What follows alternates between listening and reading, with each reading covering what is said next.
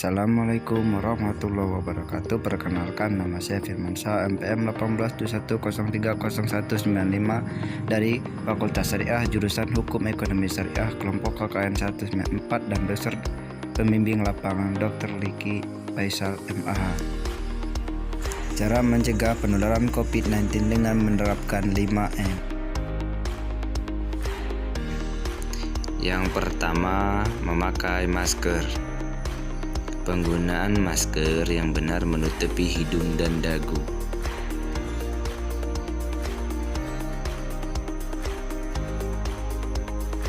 Ganti masker per 4 jam atau jika sudah lembab. Yang kedua, mencuci tangan.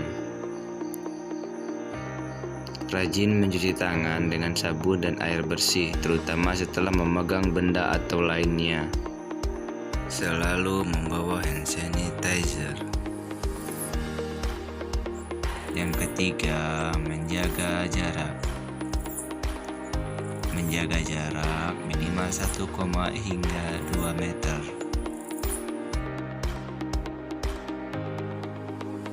Yang keempat, menghindari kerumunan. Menghindari kerumunan baik di tempat kerja atau tempat umum.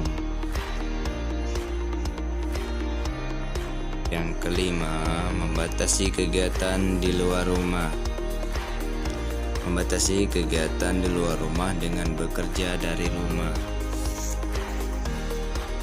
Membatasi kegiatan di luar rumah dengan berkegiatan dari rumah.